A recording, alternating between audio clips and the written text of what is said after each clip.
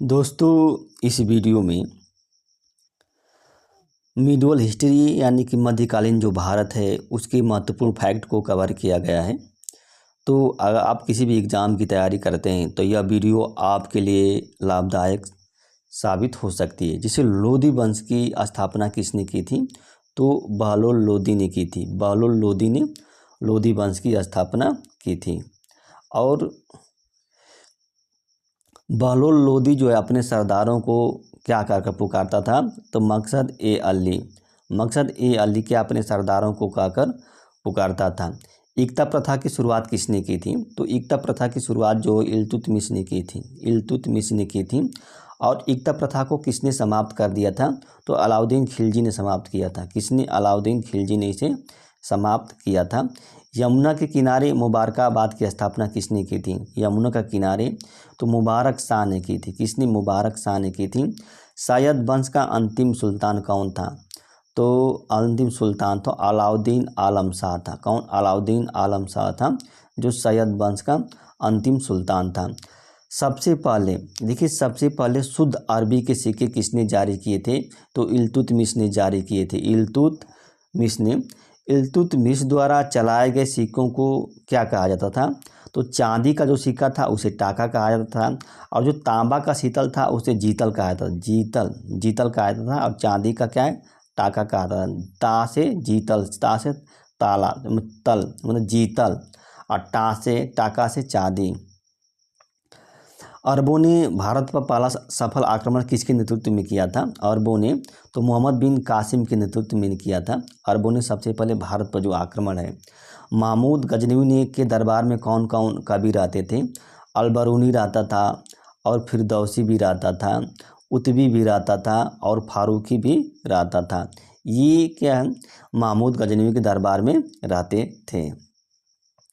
तुगलक वंश का अंतिम शासक कौन था? तुगलक वंश का तो नासिरुद्दीन महमूद जो था तुगलक वंश का अंतिम शासक था। अमुक्त माल्यार्थ की रचना किसने की थी? तो कृष्णदेवराय ने की थी। अमुक्त माल्यार्थ की रचना कृष्णदेवराय ने की थी। विजयनगर साम्राज्य की स्थापना किसने की थी? विजयनगर जो साम्राज्य है 1326 ईस्वी में की थी। हरिहर एंड बुक्का ने की थी। हरिहर एवं बुक्का ने विजयनगर की, देखिए यहाँ पर लिखा, हरिहर एवं बुक्का ने विजयनगर साम्राज्य की स्थापना की थी। एकता प्रथा की दोबारा शुरुआत किसने कर दी थी? एकता प्रथा की दोबारा शुरुआत फिरोज शाह तुगलक ने कर दी थी। फिरोज शाह तुगलक ने कर दी। सल्तनत काल में जो अच्छी नस्ल के जो घोड़े थे वो कहाँ से मंगवाए जाते थे? तुर्की से, रूस से एवं अरब से मंगवाए जाते थे। तुर्की, रूस एवं अरब से मंगवाए जाते थे। सल्तनत काल में जो एक शहर या 100 गाँवों की देख रेख करता था उसे क्या कहा जाता था? तो अमीर ए सादा नामक अधिकारी कहा जाता था। अमीर ए सादा नामक अधिकारी उसे कहा जाता था। किस सुल्तान ने गड़े हुए खजानों से कोई हिस्सा नहीं लिया था? तो सिकंदर लोदी था। कौन? सिकंदर लोदी था। ये गड़े हुए खजानों से कोई हिस्सा नहीं लिया। तारीख ए मुबारक शाही, जो तारीख ए मुबारक शाही किसकी पुस्तक है? तो यहिया बिन अहमद सरहिंदी की पुस्तक है। यहिया बिन अहमद। तारीख ए मुबारक शाही पुस्तक में किस वंश की जानकारी मिलती है या इस पुस्तक से? तो सैयद वंश के जानकारी मिलती है। सैयद वंश की जानकारी मिलती है। दीवान ए खैरात, जो दीवान ए खैरात जो था किस विभाग से संबंधित था? तो दान विभाग से संबंधित था। दान विभाग से। दीवान ए बंदगान जो था ये किस विभाग से संबंधित था? तो दास विभाग से संबंधित था। दास विभाग से। ये फिरोज शाह तुगलक ने इसकी स्थापना की थी। खिज्र खां जो किसका सेनापति था? जो खिज्र खां जो तैमूर लंग का सेनापति था। तैमूर लंग का यह सेनापति था। भारत से लौटते समय तैमूर लंग ने खिज्र खां को नियुक्त किया था। कहाँ का शासक नियुक्त किया था? तो मुल्तान, लाहौर, दीपालपुर का शासक नियुक्त किया था। किसे? खिज्र खां को। किसने नियुक्त किया था? तैमूर लंग ने नियुक्त किया था। तैमूर लंग ने खिज्र खां को नियुक्त किया था। 1504 ईस्वी में आगरा शहर की स्थापना किसने की थी? तो सिकंदर लोदी ने की थी। सिकंदर लोदी ने की थी। और गुलरुखी शीर्षक से फारसी में जो कविताएं लिखता था वो कौन था? तो सिकंदर लोदी ही था। गुलरुखी शीर्षक से फारसी में जो कविताएं लिखता था। मोहम्मद गोरी ने भारत पर पहला आक्रमण कब किया था? मोहम्मद गोरी ने तो 1175 में मुल्तान के विरुद्ध आक्रमण किया था। किसके विरुद्ध? मुल्तान के विरुद्ध 1175 में। और 1178 में मोहम्मद गोरी को किसने पराजित किया था? 1178 में तो गुजरात का जो शासक था भीम द्वितीय ने क्या मोहम्मद गोरी को 1178 में पराजित किया था। तराइन का प्रथम युद्ध किनके बीच लड़ा गया था? तो मोहम्मद गोरी और पृथ्वीराज चौहान के बीच लड़ा गया था। ये 1191 में लड़ा गया था, 1191 ईस्वी में लड़ा गया था। और इस युद्ध में पृथ्वीराज चौहान क्या विजयी हुआ था? इस युद्ध में पृथ्वीराज चौहान, जो तराइन का जो द्वितीय युद्ध हुआ था उसमें मोहम्मद गोरी और पृथ्वीराज चौहान लड़े थे। यह युद्ध जो 1192 हुआ था इसमें मोहम्मद गोरी ने विजयी हुआ था। मोहम्मद गोरी क्या विजयी हुआ था।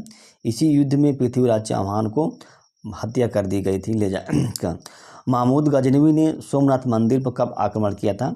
तो 1025 में आक्रमण किया था। 1025 महमूद गजनवी ने सोमनाथ मंदिर पर। और सुल्तान की उपाधि धारण करने वाला प्रथम शासक कौन था? तो महमूद गजनवी था। कौन? महमूद गजनवी जो था सुल्तान की उपाधि धारण करने वाला। तराइन के प्रथम युद्ध में, जो तराइन का जो प्रथम युद्ध हुआ था उसमें पृथ्वीराज चौहान का सेनापति कौन था? तो अस्कंद था। लाख बख्श मतलब लाखों का दान देने वाला किसे कहा जाता है? तो कुतुबुद्दीन ऐबक को कहा जाता है। कुतुबुद्दीन ऐबक को कहा जाता है लाख बख्श। हौज ए सुल्तानी का निर्माण किसने किया था? हौज ए सुल्तानी का निर्माण जो होता है इल्तुतमिश ने किया था। अजमेर का 2.5 दिन का झोपड़ा किसने बनवाया था? अजमेर का 2.5 दिन का झोपड़ा तो कुतुबुद्दीन ऐबक ने बनवाया था। किसने? कुतुबुद्दीन ऐबक ने बनवाया था अजमेर का 2.5 दिन का। चंगेज खान ने भारत पर आक्रमण किया था किसके समय? तो इल्तुतमिश के समय क्या भारत पर आक्रमण किया था चंगेज खान ने। ब्राह्मणों पर जजिया कर लगाने वाला पहला मुसलमान कौन था? तो फिरोज शाह तुगलक था। फिरोज शाह तुगलक जो था ब्राह्मणों पर जजिया लगाने वाला पहला मुसलमान। मोहम्मद बिन तुगलक ने किस जैन साधु को अपने दरबार में बुलाकर सम्मानित किया था? तो जीन प्रभु सूरी थे। कौन? वो जीन प्रभु सूरी थे, वो जैन साधु थे। जौनपुर की स्थापना किसने की थी? तो फिरोज शाह तुगलक ने की थी। जौनपुर की स्थापना फिरोज शाह तुगलक ने की थी।